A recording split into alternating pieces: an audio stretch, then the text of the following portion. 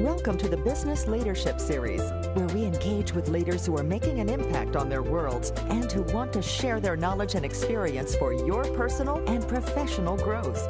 The following interview is designed to inspire you to become the best leader you can be. Your host, Derrick Champagne, is the founder and CEO of The Artist Evolution, a full-service agency building successful brands, marketing tools, and campaigns, and also the author of the best-selling book, Don't Buy a Duck. And now, let's begin today's Leadership Series interview. Welcome to the Business Leadership Series, where our goal is to inspire you to become the best leader that you can be. I'm your host, Derrick Champagne. I'm very excited about our guests today. We've got two guests today, Bill Watkins and Robert Mallon, and they are the founders of Rusty Lion Academy. Gentlemen, thanks for being on the program today. So glad to be on. It's a real privilege, Derrick, and congratulations to all the value you deliver in your audience. Well, I appreciate guests like you that come on. You guys are doing a great service. You've got great topics that we're going to get into today about leadership, about motivating employees, about goal setting. But I wanted to start and just so we can give some context of your background. You guys both have an interesting and cool background, and you've been best friends for a long time. Can you each take a moment and just share a little bit about what got you to where you are today?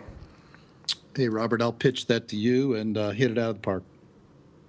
Okay, well, my name's Robert Malin, and Bill and I have been friends for about 20 years now, best friends, and actually it's just been a great ride with him.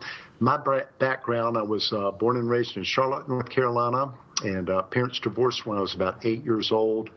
Was a little bit of a wild thing in high school, but had some men come alongside me and really kind of pour into me over the years. So that worked out very well for me.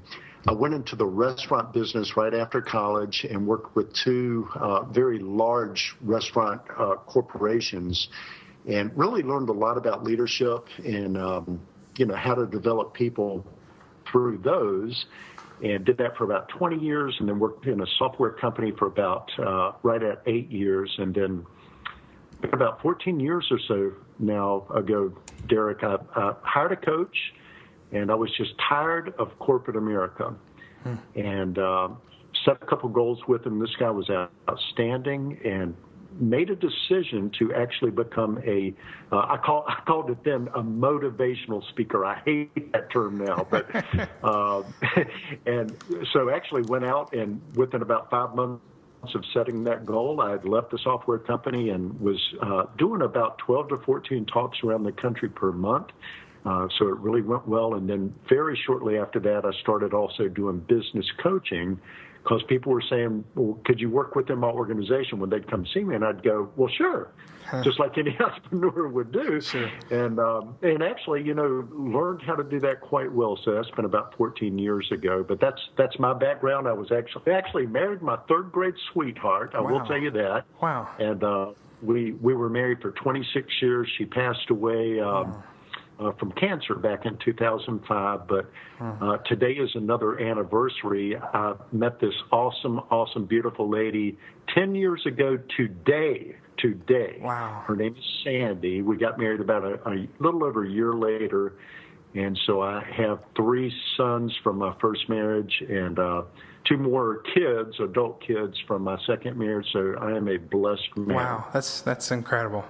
And you've done close to 2,000 full-day seminars. That's quite a few seminars under your belt. A lot of that almost seems like it's in the past now. I still do that some, but it's really spent a lot more time with Rusty Lion Academy dealing with business owners and key leaders within companies. Well, I'm excited to learn more about the knowledge that you're going to share with us today. Bill, I'd love to hear more about your background too. It's a little bit different, but exciting as well. You bet. I'm a West Point graduate, a decorated Army officer, a former world-class athlete in bicycling. Wow.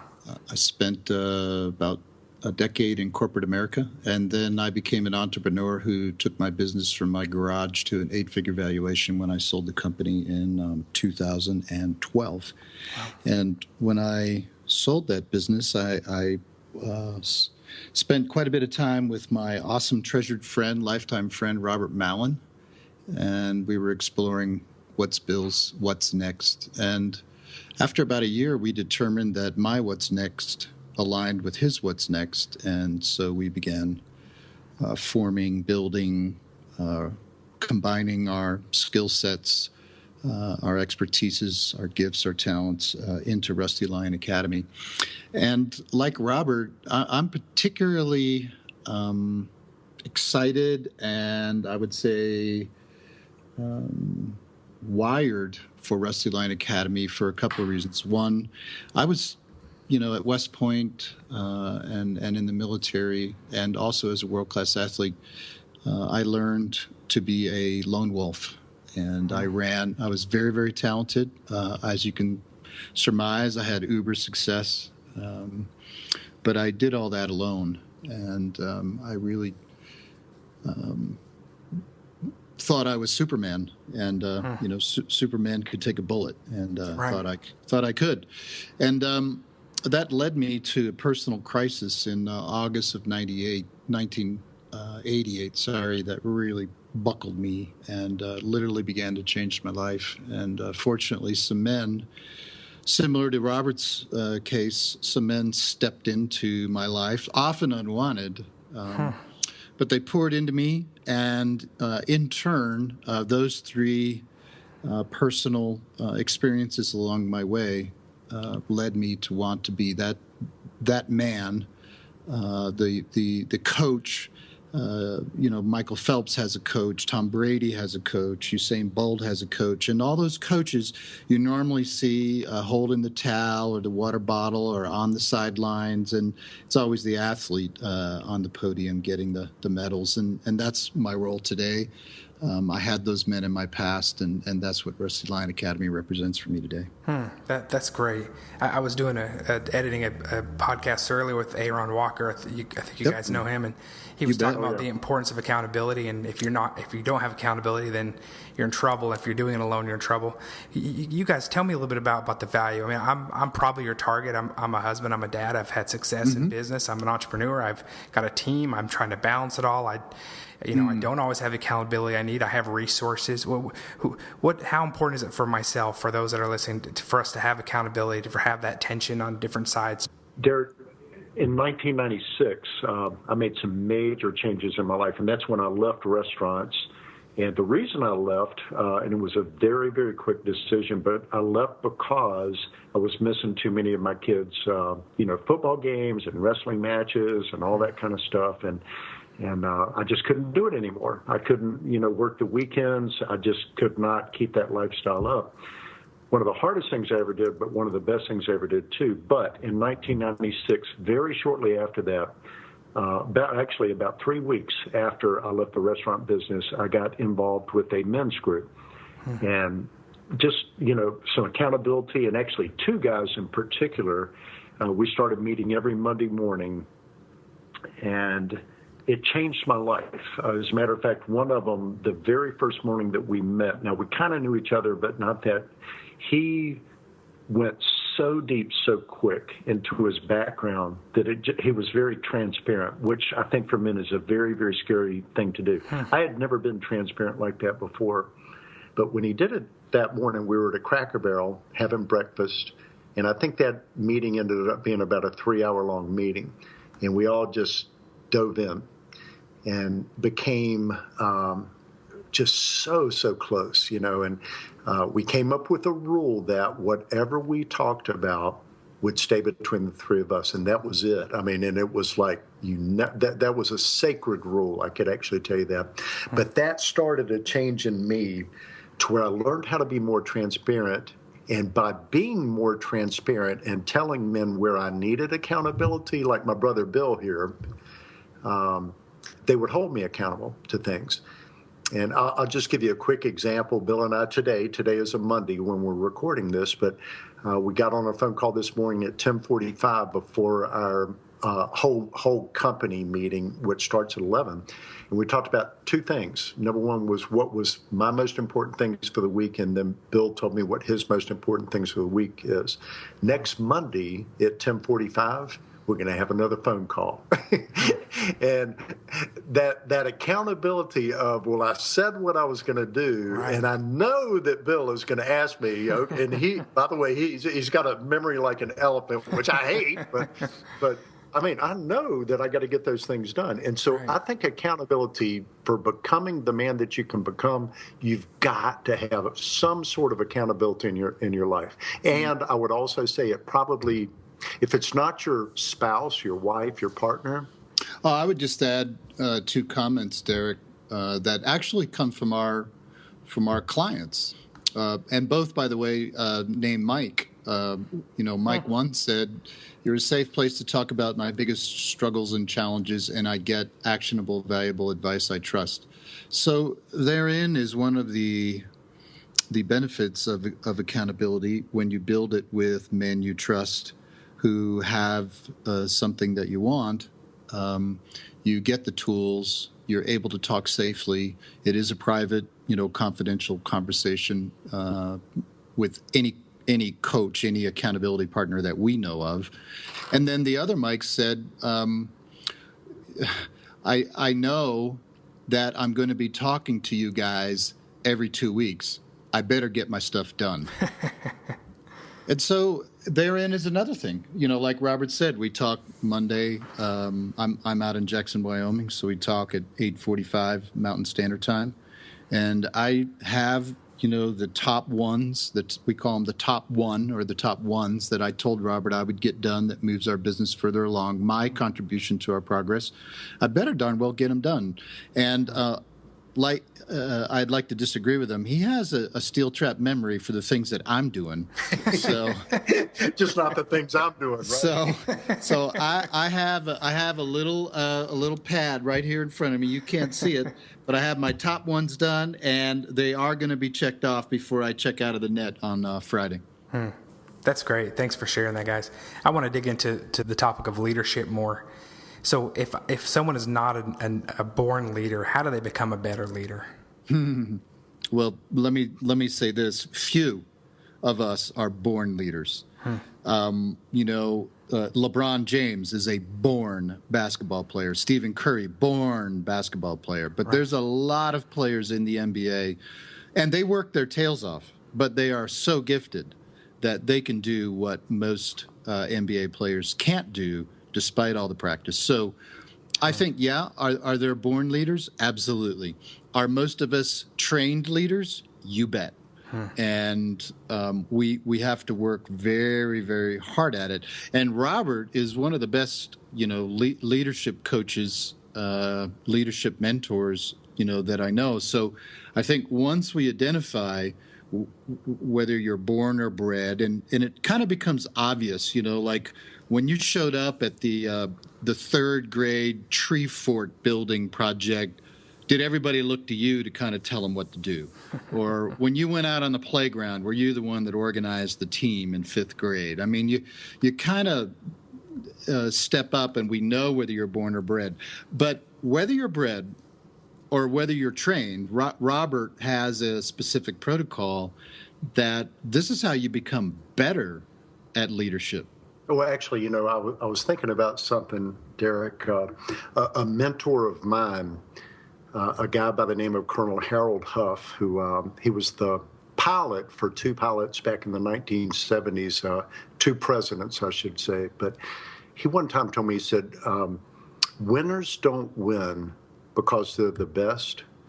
Winners win because they put themselves into a position to win.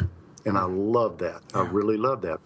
And, I'm going to have to disagree with Bill a little bit, and maybe you too, Derrick. I don't think anybody is born a leader. I truly don't. When you look, Bill, you were talking about LeBron and Stefan, and I'm thinking about last night was the NBA playoffs, so that gives you context of when we're recording this. But LeBron James, when he came into the league, he was great. I mean, he was phenomenal. He was an incredible talent, but he wasn't the leader then that he is today. And so I think step by step, he did the right things. He worked with integrity. And I believe that the people around him started to look at him in a different sort of a way, like a person who they would want to follow because of the man that he's become. And when you see him, I think about him, and actually I don't know why this came to mind, but I was at a Atlanta Falcons Denver Bronco football game back about a year ago, and Peyton Manning was on the field. And when he came out the first time on the field, it was amazing to me. He looked like a professional football player with a whole bunch of college players on the field, if that makes any sense to you. His whole demeanor, the way that he walked, the way that he was calm, the way that he was directing people around, it was completely different than anybody else in the whole stadium. I mean, it was just different, but he wasn't always that way. But he was a very smart young man. Right. So anyway, just some side notes there, but we have a process. We talked about accountability earlier, and that's a part of what we do, but the process that we work on most, Derrick, at least, I'd say, Bill, 60-70% of our coaching has to do, and by the way, specifically the people that we work with, 30 to 49-year-old businessmen or key leaders within businesses. 60-70% of what we do is to develop their business and grow it. And most of these people already have pretty good sized businesses, but they've gotten to a point to where they need help to get to the next level. Right. Mm-hmm. And the other 30 to maybe 40% of it is they're struggling, and almost all business owners do this. They struggle to grow their businesses without screwing up their lives. Right. And actually, I'm going to ask you, Derrick, what does that mean to you? Without screwing up my life, it means getting it out of balance, not having focus on my family and on the other parts of my life that are important, because it's very easy for some of us naturally wired entrepreneurs to get so excited and lost in our projects and building things that we can find a disproportionate amount of satisfaction or focus on growing our businesses. Yeah, and we find that men especially, I mean, they're drawn to things to where they get accolades and they get awards, and maybe it's money, maybe it's, who knows, maybe it's the cars they drive or the homes they have or whatever. Right. But we're very much along the lines of, why have a hugely successful business and end up getting divorce papers. Right. Or you walk in the house and your kids are going, well, who the heck is that? And they don't know who you are. So I don't like the word holistic, but it's the closest I could come to the way that we think. So let's go back. You take Peyton Manning, you take LeBron James, you take Stephen Curry. Those guys had major talent, which our Lions have also. They have major talent, but they always had a coach. And the coach worked with them day by day, week by week, month by month. And what they did was they went through situations with them and helped them see those situations differently, and they started to grow as leaders. And they became better and better and better and better at what they did. And so it doesn't matter what you do. Bill and I are both 61 years old. We both feel like we're 25 years old, but seriously, we're 61, very active and all that kind of stuff. We have coaches too. Mm-hmm. Specifically, we have 4 coaches who are world class that we pay a lot of money to, but we're not done yet. And for us to get better and better and better in leading our people, we have to be invested in so that we get better and better. Mm-hmm. And so the process, we could go through that. It's a proprietary framework that we've developed that once a man goes through it, he never wants to get out of it. Hey, Derrick, for your audience, I'll just list out the 5 things that when we're looking or evaluating or even helping a leader, 1, we believe leaders set vision. They vision cast. So they're usually the ones that are looking out into the future, thinking about where we need to go. But they also are the ones that pull back into the current, sometimes brutal reality on where we are, and they build a plan to get from where we are to where the leader or the company wants to go. Then they have to master delegation. Now, a lot of Lions don't delegate well. Why? Because they're super, super talented. They've been super, super successful. Sometimes they think no one can do it like they can. Sometimes they think they don't have time. It's easier to do it than to teach somebody, and so on. So delegation's a key skill. Communication, now, becomes one of their primary tools. They have to be able to cast the vision, the plan, delegate. They have to give clear instructions. And lastly, and this is the absolute, I think, even for some of the best leaders on the planet, when they come to us, they do not know how to follow up. They cannot deliver the so-called constructive feedback. We call it like best next time conversation. I like this, but next time I want you to do that. Or even the hardcore, if you do this again, we're going to terminate you sort of conversation. And with that, what happens is they end up with a wishy-washy team, not really knowing what the performance standards are, and actually upsetting the top players on their team. It would be like, a coach not telling his worst player how to play better, and pretty soon the best players are getting upset because they lose the game all the time. So those are 5 skills that your audience can focus on. There's lots of curriculum out there for them to master it, or they can go to our free Lion's Den, rustylionacademy.com/register, and they'll get videos, handouts, worksheets, templates, our spin on those 5 things on leadership. Great. Thanks for sharing that. You bet. I want to ask you guys, we talked actually before the interview about motivating employees, and I'd love to hear from you guys more about understanding about how business teams can develop teams, whether physical or virtual, and how to motivate your teams to actually perform at their best. Well, Robert, you did our big video on that. You want to start that off, but I'll say this. Gallup does a work study survey every year, and I believe it was last year, 87% of employees ranked themselves either fully disengaged or partially disengaged at work. Wow. So if you're a business owner or a key executive and you think you have a fired up, motivated, and inspired team, statistics would say that only 13% of you out there have that kind of workforce. So because of that, Robert recorded a video not too long ago, which was absolutely fantastic, just because he identified that, and he identified the steps that a key executive or a business owner leader can take to flip that around and get his workforce motivated. Very interesting too. And by the way, that's on the Lion's Den, and it's free. You can watch it. I think it's probably 35 minutes long or so, but I'll give you some of the highlights of it. Most people just don't really know what motivates people, and so the top 6 performance motivators that are out there are recognition. So telling people when they're doing things right and actually catching them doing the right thing, having clear, challenging goals. And that's another thing that most leaders just flat don't know how to set goals with their team or with individual players within their team, so they don't do it. But that's the number 2 performance motivator of employees, is having clear, challenging goals and the employees going out there and accomplishing those goals. Number 3 is useful feedback. So useful feedback means you're telling them how to do things better, but you're saying it in a way that they don't feel like you're criticizing them. As a matter of fact, at the end of the conversation, they literally go, well, thank you. Which isn't that nice when that actually happens, right?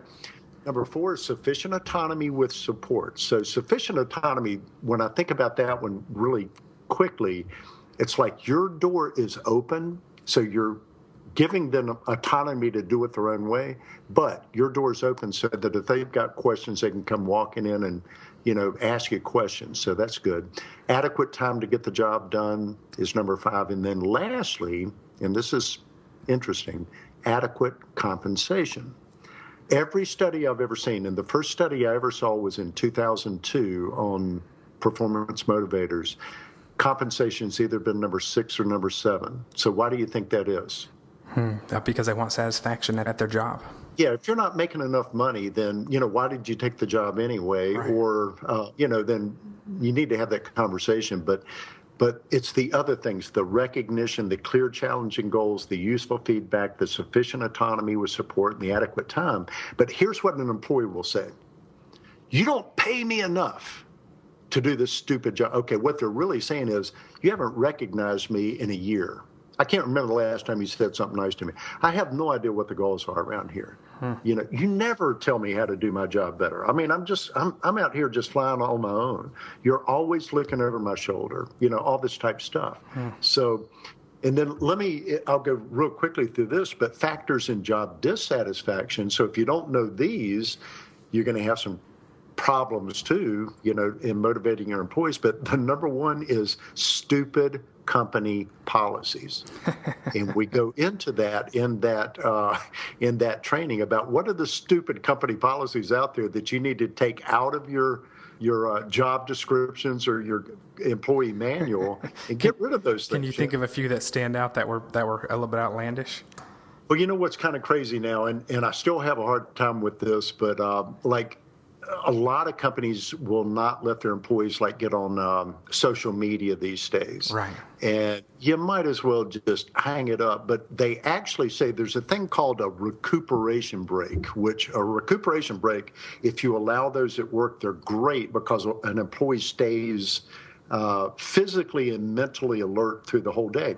So if you let them get on their iPhones or, you know, their droids or whatever it might be for 5 minutes, an hour, and just kind of hang around social media. They're going to do it anyway. They're going to go to the bathroom and sit in the stall, you know, let them do it. But just say, look, it's five minutes an hour that you can actually, they actually feel engaged. They feel like they're, you know, connected to the world, and motivation goes up. Here's a great one. Help them to find a best friend at work. Actually, that has nothing to do with company policies, but that's one that really causes employees to feel great about their boss, is when you create a spirit of friendship within the organization. Anyway, let me give you one more resource here, but there's a great book that I would suggest to anybody listening to this. It's called First Break All the Rules by a guy named Marcus Buckingham. And I read that book, I don't know, Bill, I think probably the first time was with your team back in 2004, but they interviewed 80,000 managers and 2 million employees. This was a big Gallup organization survey. And the question that they wanted to find out was why, like if I was to ask you, Derrick, who was the best boss you ever had? Who would you say? I can remember one that actually empowered me. It was one of my first jobs. This whole survey was about why did you pick that person, and what did that person have within their organization that made you think back to that person?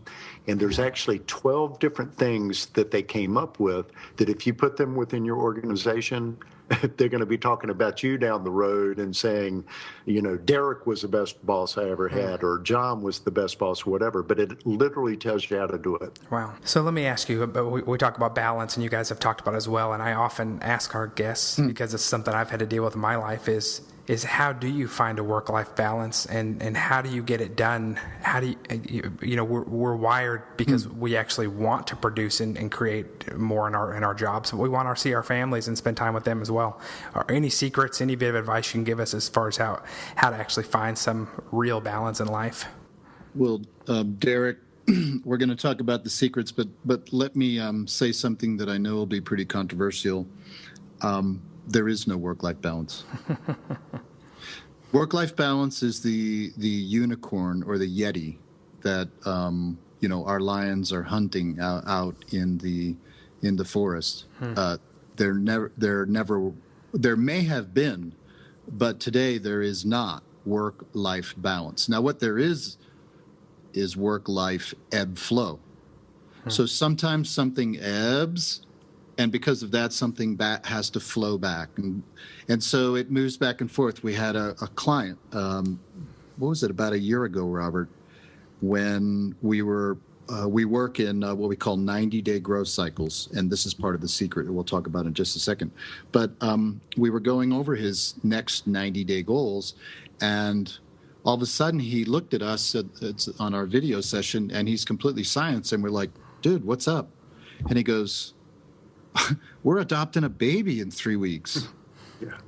And we're like, dude, we're like, I wanted to reach into the screen and shake him. I mean, dude, we just spent an hour and a half setting goals for the next 90 days. We're wrapping up, and you're telling us that you're adopting a baby. Yeah, a newborn. It's a newborn. We'll actually be in the birthing room. First child they'd ever had. no. Yeah. Do you have children, Derrick? Yes, I do, too. Okay, so he had 3 awesome goals in front of him. Did we blow those up with dynamite because a newborn was going to step into his household? Yes or no? Yes, you did. He had to ebb on the work side because he had to flow on the fatherhood and support my wife's side. Is that going to happen forever? No. Right. But it did happen right then. And by the way, if he had not ebbed and flowed, blood was going to flow from his wife. I guarantee it, because she would have killed it. But keep going, Bill.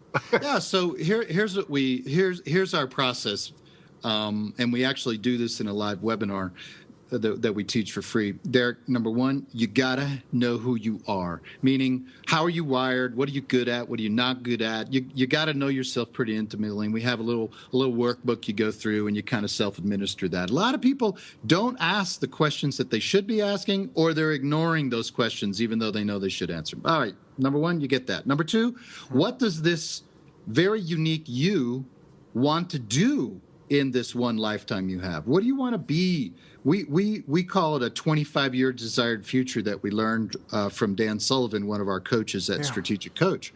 And he wrote a great book on that if your audience wants to go read it. Right. But 25 years out, jump in the Rusty Lion Academy time machine, jump out 25 years, step out, absorb all the things that are going on, and describe you're looking back, describe what has happened, and describe where you are in the present tense in a I am or I have. We've had business owners, key executives, some of the most awesome, successful men on the planet.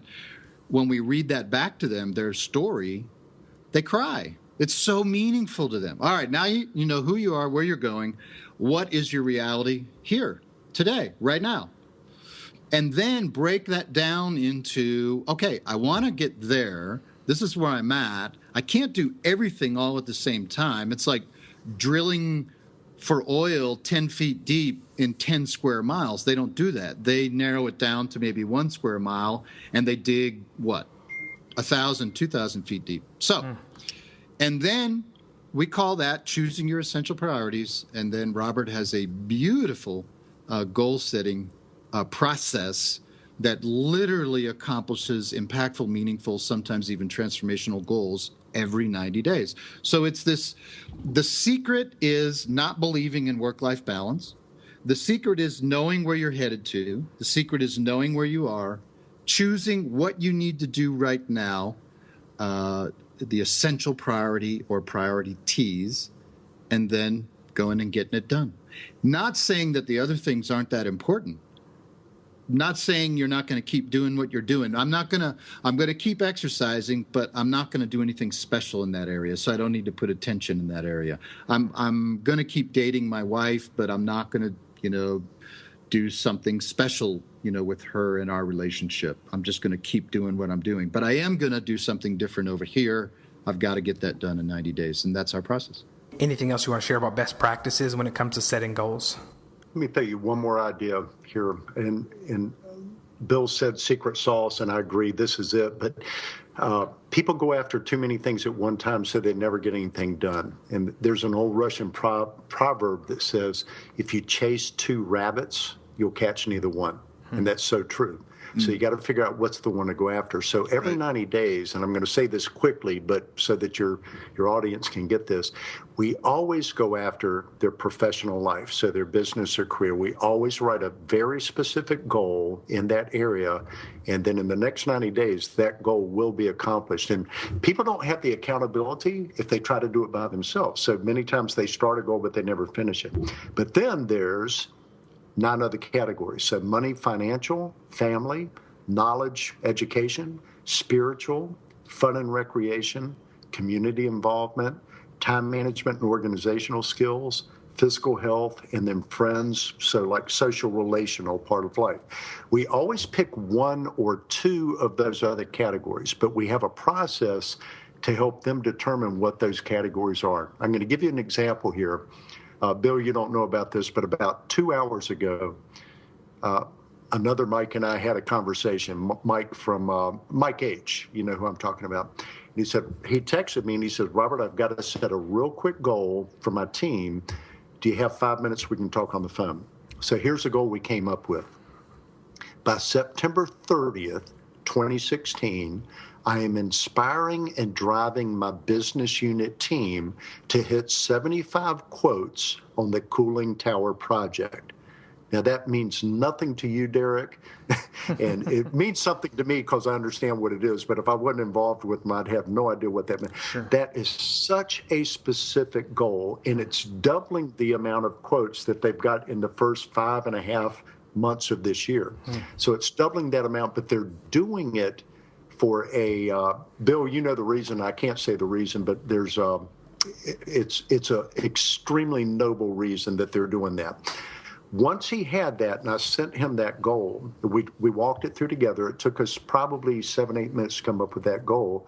He was like, yeah, man, that's exactly what I needed, right? So that goal is going to his team, which gives them a North Star to go after, for their compass to go after for the next really 3.5 months if they're going to actually go after that goal. And they will hit that goal. I mean, unless something happens to Mike, because he's a stud, they will hit that goal. But you've got to figure out what's the point that you're going after, and that's where people have a hard time. Well, you talked about giving clear and challenging goals, and I think sometimes as leaders, sometimes in a manager position, we can give confusing goals that might be challenging, but they're not clear enough. And like you said, to chasing 2 rabbits, you'll catch none. So that's very helpful that you've got that North Star for the entire team. Hey, we've got 2 great resources. Robert, have we interviewed Gary Keller on our podcast yet? Mm-hmm. No, but the book is fantastic. Okay, so Gary Keller wrote The One Thing. Okay. And then we did have Greg McKeon. If you go to our website and search podcasts, you can find Greg McKeon's interview. Okay. Greg McKeon, McKeon, wrote Essentialism. Now, those are 2 awesome resources for all you lions out there to master, to let go of work-life balance. Once you let it go, then you're going to fill it with reality, and the reality is inside the tools that both those authors share. Excellent. Any other resources you want to share with us?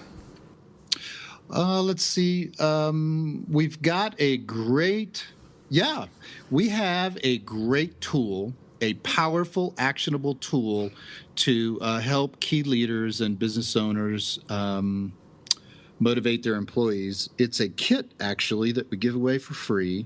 It's part of our coaching that it's a module that we actually coach our clients with. And let's see, we'll put up a private page just for your audience, Derrick. So it'll be rustylionacademy.com/business leadership, all lowercase, all one word. How's that? Thank you very much. We appreciate that. Yep, it's a video. Robert's done a great instructional video, and it's 2 handouts, one focused on the leader and one focused on the team, on the employees. Excellent. Thank you guys so much. Hey, before we let you go today, tell us a little bit more about Rusty Lion Academy. You talk about wanting on a mission to help a million men. Tell me a little bit more about that mission, and then a little bit more about how you nurture and serve your clients. Robert.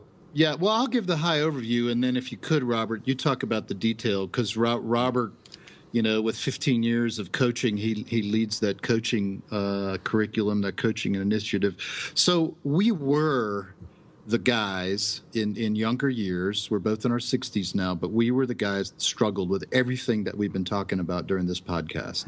And so we, fortunately, as we said, had men step in. We intend to be those men for younger men where we were, 30s and 40s.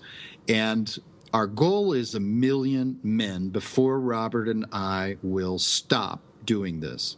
And we believe every man has a circle of influence, family, friends, employees, network, whatever it is, LinkedIn, Facebook, of 100 people. So by changing the lives and the businesses of 1 million men, we literally build a better world by impacting and helping 100 million people.